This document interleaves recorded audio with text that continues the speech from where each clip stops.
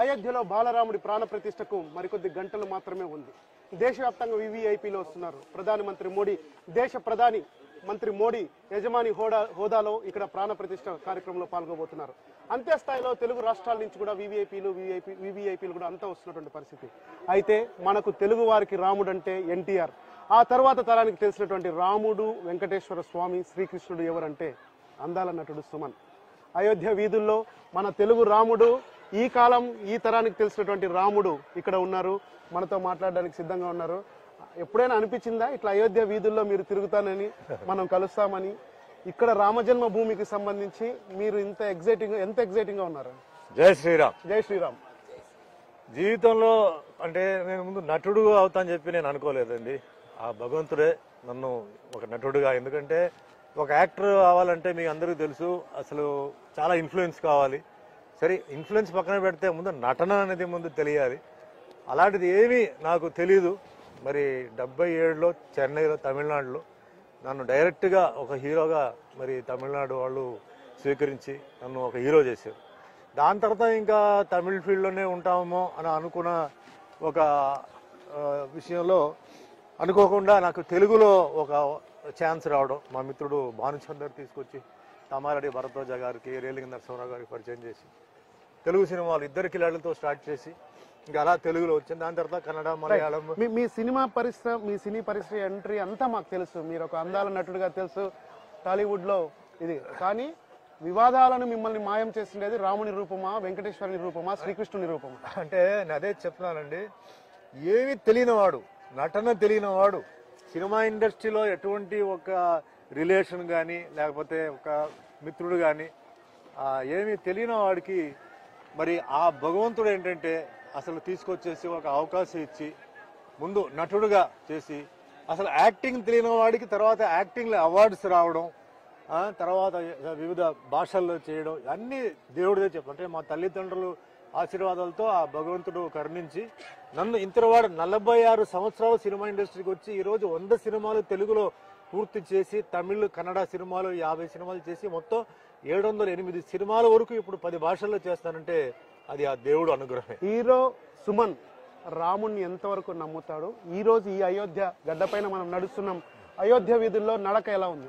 ఖచ్చితంగా నాకేంటంటే ఒక యాక్షన్ హీరో, ఫ్యామిలీ హీరో, ఒక అలాంటి హీరో నుంచి సడన్ గా నాకు ఆ వెంకటేశ్వర స్వామి అంటే నా మీద దయ చూపించి, అన్నమయ్య సినిమాలో వెంకటేశ్వర స్వామి అంటే గ్రేట్ ఎన్టీఆర్ గారు చేసిన తర్వాత చాలా మంది చేశారు.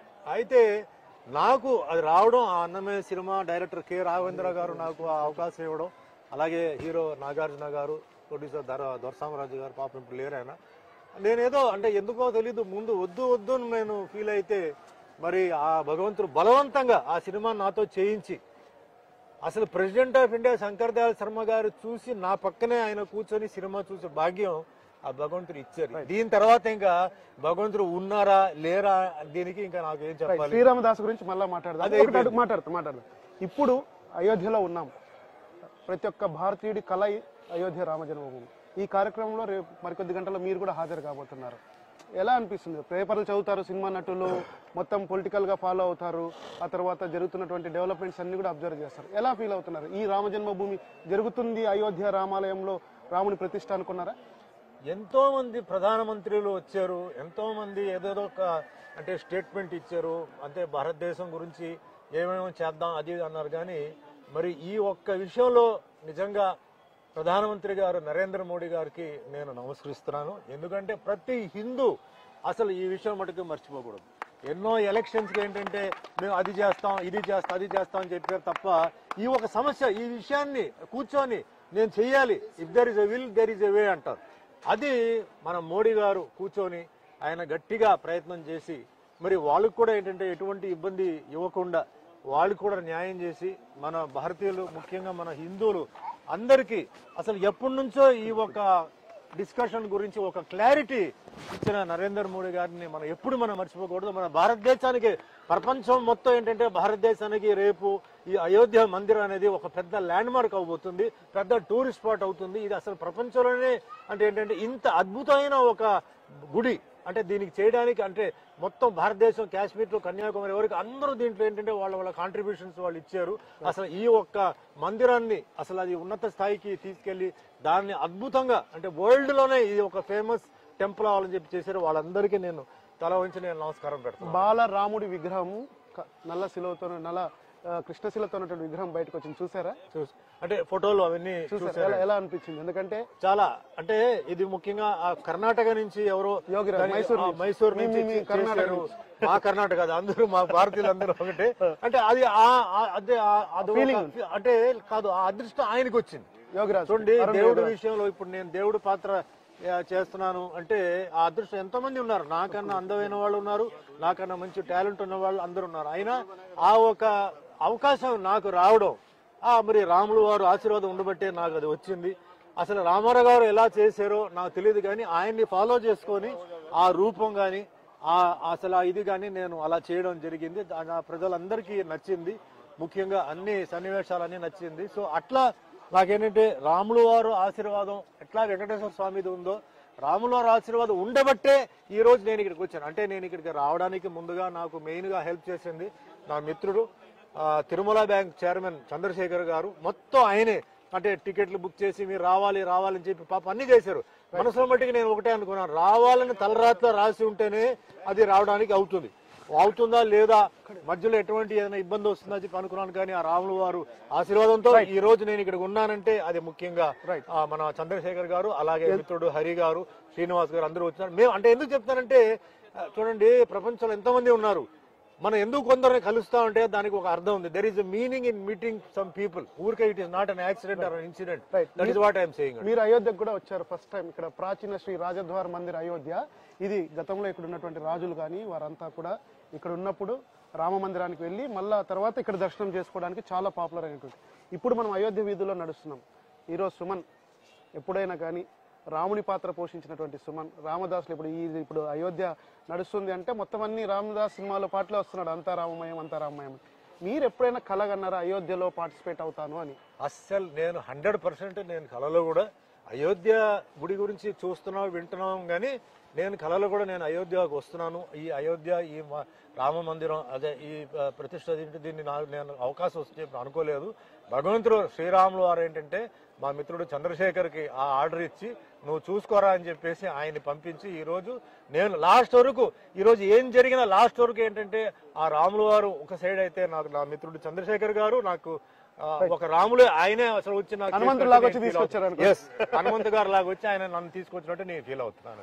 రామదాసు సినిమా తలుచుకుంటే రాఘవేంద్రరావు, నాగార్జున, తర్వాత హీరో సుమన్ గారు. అంతకుముందు అన్నమయ్య సూపర్ హిట్ తర్వాత రామదాసు కాంబినేషన్ వస్తుందంటే మిన్నం ఇంకా చేయను నేను, ఇంకా ఇలాంటి పాత్రలు చాలా కఠినంగా ఉండాలి, ఏదైనా పాత్ర చేస్తే శరీరంతో పాటు మనసును కూడా లగ్నం చేయాలని చెప్పి అంటారు. నిజంగా సినీ నటులకి అన్ని ఉంటాయి అలవాట్లు. ఆ తర్వాత సినీ నటులు అంటే ఒక రకమైనటువంటి ఇది ఉంది. నిజంగానే మీరు కఠిన నియమాలు పాటిస్తారా? ఏంటి సినిమా వాళ్ళకి అన్ని అలవాట్లు ఉంటాయి, వేరే మనుషులకి అలవాట్లు ఉండదేంటి? మనుషులు పుట్టిన తర్వాత అందరికీ అన్ని అలవాట్లు ఉంటాయి. కానీ ఒక పాత్ర ఇలాంటి పాత్ర చేసినప్పుడు రామారావు గారు అంటే నేను విన్నది ఏంటంటే ఆయన నిష్టగా అంటే నేల మీద పడుకోవడం, వెజిటేరియన్ గా ఫ్యామిలీ లైఫ్ కు దూరంగా ఉండి తెల్లారుజాము 3 గంటలకి లేచి రెడీ అవడం విన్నాను. సో ఆయన దీని ప్రకారం నేను ఏం చేశానంటే అంటే అన్నమయ్య సినిమాకి 8 నెలలు నేల మీద పడుకొని వెజిటేరియన్ గా ఉంటూ ఫ్యామిలీ లైఫ్ కు దూరంగా ఉంటూ ఒక రూమ్ లో ఉంటూ చుట్టూ వెంకటేశ్వర స్వామి బొమ్మలు విగ్రహాలు పెట్టుకుని ఉన్నాను. అదే మాదిరిగా రాముల వారి క్యారెక్టర్, ఎందుకంటే రాముల వారికి బ్లూ కలర్ మేకప్, ఈ బ్లూ కలర్ మేకప్ అనేది నీల మేఘం అనేది చాలా ఇంపార్టెంట్. ఇది మిస్ అవ్వకూడదు. చాలా మంది అంటే ఏమన్నారంటే బ్లూ మేకప్ మీరు వేయగలుగుతారా, మరి అది మెయింటైన్ చేయాలి, అది ఉంటుందా పోతుందా అన్నారు. నేను భగవంతుని తలుచుకుంటే ఆ మేకప్ వేసుకుంటాను. మా మేకప్ మ్యాన్ వెంకటరావుతో పాటు మేమంతా కలిసి మేము చేసాం. లాస్ట్ వరకు బ్రహ్మాండంగా బ్లూ కలర్ మేకప్, ఎందుకంటే రాముల వారు అంటే బ్లూ కలర్, ఆ బ్లూ కలర్ అలాగే ఉండిపోయింది. ఆ గెటప్ కూడా అద్భుతంగా అది వచ్చింది అనమాట. సో ఆ సినిమా క్యారెక్టర్ పెర్ఫార్మెన్స్ కానీ డైలాగులు కానీ అవన్నీ ఏంటంటే ఆ రాముల వారు అసలు ఆర్డర్తోనే జరిగింది. చాలా అద్భుతంగా ఆ గెటప్ కానీ ఇదన్నీ మొత్తం డైరెక్టర్ రాఘవేంద్ర గారు మరి ఆయన అద్భుతంగా ఆయన డైరెక్షన్తో ఆ పాత్ర, భార్గవి గారు డైలాగ్స్ చెప్పారు, కీరవాణి గారు మ్యూజిక్, ఇవన్నీ కాంబినేషన్తో నాకు అంత మంచి పేరు వచ్చింది అనమాట. రాముడిగా చేసేటప్పుడు నియమాలు ఏమైనా పాటించారా, తెలుసుకున్నారా రామచరిత్రకు రాముల విషయం అంటే నాకు దేవుడి విషయం నాకేంటంటే వెంకటేశ్వర స్వామి అన్నమయ్య సినిమా పాత్ర చేసిన తర్వాతనే చాలా విషయాలు, ఎందుకంటే గుడికి వెళ్తే కొంచెం అయ్యర్ వాళ్ళు ఉంటారు వాళ్ళ దగ్గర, అలాగే కొందరు స్కాలర్స్ పండిట్స్ ఉంటారు, వాళ్ళు వచ్చి నాకు చెప్పడం. అలాగే రాముల వారి విషయంలో కూడా ఏంటంటే ఏమేమి నియమాలు పాటించాలి, ఏమేమి చేయాలి, అలాగే ఆ సింపుల్ మంత్ర అంటే వాళ్ళు ఏం చెప్పారంటే మరీ పెద్ద మంత్రం వద్దండి, శ్రీరామ జయ రామ జయ జయ రామ, ఇది మీరు చెప్పండి, శ్రీరామ జయ రామ జయ జయ రామ, ఇది చెప్పుకొని పోండి. మీరు డైలాగులు అన్ని మీరు చెప్పేటప్పుడు ఇవన్నీ చెప్పుకొని పోండి అన్నారు. మనసులో రాముడు ఎట్లా ఆంజనేయ స్వామి మనసులో ఎప్పుడు రాముల వారిని తలుచుకున్నారు, నేను కూడా అలాగే ఆంజనేయ స్వామిని, రాముల వారిని, సీతమ్మని తలుచుకొని ఆ పిక్చర్ షూటింగ్ నేను చేయడం జరిగింది అనమాట. మళ్ళా వెంకటేశ్వర స్వామిగా చేశారు, శ్రీరాముడిగా చేశారు, మళ్ళీ అవకాశాలు రాకనా లేకపోతే వద్దు ఇంకా దేవుణ్ణి బరువుగా మోయలేము మనము అన్నటువంటి ఆలోచన ఏమన్నా వచ్చింది? లేదు.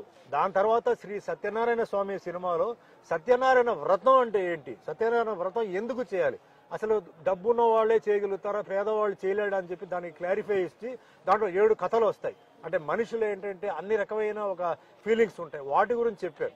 నేనేం చెప్పానంటే చేసిన క్యారెక్టర్ని మళ్ళీ ఇంకోసారి చేసి అంటే ఏమి విషయం లేకుండా చేయకుండా నేను చేయను. వేరే పాత్రలు అంటే చాలా ఉన్నాయి, అంటే మన హిందూ దీని ప్రకారం చూసుకుంటే దేవుళ్ళు చాలా ఉన్నారు, ఎందుకంటే దీనికి చాలా శ్రమ ఉంది, దీనికి చాలా నియమాలు పాటించాలి, ఏది అంటే చెడు ఏమి జరగకూడదు, ఇలా చాలా జాగ్రత్తలు చూసుకోవాలి, చేసుకోవాలి. ఆ విధంగా నేనేం చెప్పింది ఏంటంటే చేసిన క్యారెక్టర్ మళ్ళీ రిపీట్ చేయకుండా ఫ్రెష్ క్యారెక్టర్స్ ఏదైనా ఉంటే నేను చేస్తానని చెప్పి ఇంకా చాలా దేవుడి పాత్రలు ఉన్నాయి, కానీ చేసే నిర్మాత దర్శకుడు కావాలి, అంత ఈజీ కాదు. అలాంటి వచ్చినట్లు తప్పకుండా చేస్తాను. 500 సంవత్సరాల తర్వాత శ్రీరాముడు 500 సంవత్సరాల తర్వాత శ్రీరాముడు ఇక్కడికి అయోధ్యకు వస్తున్నాడు. రేపు ప్రాణ ప్రతిష్ఠ జరుగుతుంది, శిలా విగ్రహ ప్రతిష్టాపన రేపు జరుగుతుంది. ఒక భారతీయుడిగా, నటుడిగా వదిలేయండి, ఎన్నో రాముడి పాత్రలుగా వదిలేశారు, భారతీయుడిగా ఎలాంటి ఎక్సైట్మెంట్ ఉంది? చాలా సంతోషం అండి, ఇది నిజంగా ఇట్స్ ప్రైడ్ ఆఫ్ ఇండియా. ఇది అసలు it is marvellous happening in India. అదే చెప్తున్నాను కదా, ఈ ఒక విషయానికి మట్టికి మన ప్రధానమంత్రి మోడీ గారికి మనం సెల్యూట్ చేయాలి. ఎందుకంటే ఇక్కడ మళ్ళా రాజకీయం ఇక్కడ వచ్చేసి ఆ ఫీలింగ్ అన్ని అది పెట్టుకోకుండా మన హిందువుల కోసం, మన భారతీయ హిందువుల కోసం ఆయన అసలు వచ్చేసి మన పరువుని ఆయన అంత పైకి తీసుకెళ్లారు. అంటే ఆ లెవెల్ చేసిన ఒక వ్యక్తిని మనం మర్చిపోకూడదు. మన ఇక్కడ రాజకీయం ఓకే, పార్టీ పరంగా మీరు ఏదైనా మీరు చేసుకోండి, కానీ ఈ ఒక హిందూ అంటే ధర్మం, సనాతన ధర్మం కోసం మీరు దయచేసి పాలిటిక్స్ ని తీసుకొచ్చి మీరు కన్ఫ్యూజ్ చేయకుండా మీరు దీన్ని సపోర్ట్ చేయాలి. మీలో ఏదైనా మీరు డిఫరెన్సెస్ ఉంటే కూడా దాన్ని మీరు అసలు మీరు దీన్ని రాజకీయంగా మాట్లాడదాం, తీసుకొచ్చి చేయాలండి, రాజకీయంగా మాట్లాడదాం మళ్ళా. కానీ ఇప్పుడు జరుగుతున్నటువంటి దీంట్లో కూడా చాలా మంది సెలబ్రిటీలు కూడా జై శ్రీరామ్ అన్నది ఒక రాజకీయంగా వాడుతున్నారు అన్న దానికి సంబంధించి ఉంది. సినీ నటులు కూడా దీనిపై ఏమి స్పందించలేకపోతున్నారు, అంటే డివైడ్ అయ్యారా? చూడండి, భక్తి అనేది ఇది ఫోర్స్డ్ గా రాకూడదండి, వాళ్ళ మనసులో ఏమేమి అనిపిస్తుందో అది వాళ్ళు చెయ్యాలి. కానీ మన ఇండియా కోసం మనం ఇంత చేసిన ఒక విషయాన్ని అదేంటంటే మనం మర్చిపోకుండా మనం ముందుకు తీసుకెళ్ళాలి. అండ్ ఇక్కడ ఏంటంటే మళ్ళీ పాలిటిక్స్ వచ్చినప్పుడు పాలిటిక్స్ గా చూడండి, బిజినెస్ గా చూడండి, స్పోర్ట్స్ గా చూడండి, అన్ని చూడండి. కానీ హిందువులు అందరూ మీరు ఏంటంటే నేను చెప్పేది ఒకటే, ఈ ఒక విషయం ఎంత అద్భుతమైన విషయం, అసలు ఈ మొత్తం ప్రపంచం దీన్ని మాట్లాడుతుంది. సో దయచేసి మీకు ఫెయిత్ ఉందా, మీరు హిందువులా, మీరు రండి, సపోర్ట్ చేయండి. కాదు మేము హిందువులు కాదంటే అది మీ ఇష్టం, అది నేనేం ఫోర్స్ చేయను. అయితే అయోధ్యలో మీరున్నారు, శ్రీరాముడుగా గ్రీన్ మ్యాట్ లో ఎన్నో దాంట్లో తిరిగింటారు, కానీ అయోధ్య వీధుల్లో తిరుగుదాం రండి ఒకసారి. ఎందుకంటే అయోధ్య వీధులు ఇవన్నీ 500 లక్షల ఏళ్ల కిందట శ్రీరాముడు నడయాడిన ప్లేస్ అని చెప్పి హిందువులంతా భావిస్తున్నారు, అదే స్థాయిలో కూడా ఇదవుతున్నారు. ఈ వీధుల్లోనే మొత్తం అంతా కూడా ప్రభుత్వం అంతా ఏర్పాటు చేసినటువంటి పరిస్థితి. ఇది పార్క్, రామకథ పార్కుగా త్వరలో చేయబోతున్నారు. మొత్తం అంతా కూడా వీధులన్నీ కూడా గతంలో ఇదిగా ఉంటే వారు స్పష్టంగా వారికి ఇచ్చారు, ప్రభుత్వానికి ఇచ్చి మీరే డెవలప్ చేయండి అని చెప్పారు. సో మనం చూస్తున్నటువంటి టెంపుల్ ఏదైతే వెళ్లాల్సిన టెంపుల్ ఏదైతే ఉందో అది అక్కడ ధ్వజస్తంభం కనిపిస్తుందిగా, ధర్మధ్వజ స్తంభం. ఆ ధర్మధ్వజ స్తంభమే రేపు ప్రతిష్టాపనకు సంబంధించినటువంటి ఒక అంశం. సో ఎలా ఉంది అసలు ఈ తిరుమల వీధుల్లో? మీకు హనుమంతులు ఎంతో మంది తీసుకొని వచ్చిండొచ్చు, కానీ మీకు ఇది ఎలా ఫీల్ అవుతున్నారు? అద్భుతం సార్, ఇది లైఫ్ లోనే నాకు ఏంటంటే ఈ ఒక టైంలో నాకు ఈ అదృష్టం దొరకడం నిజంగా నాకు మా తల్లిదండ్రులు చేసిన పుణ్యం. నాకు ఇది రావడం, ఇది లైఫ్ లోనే నేను మర్చిపోను నేను.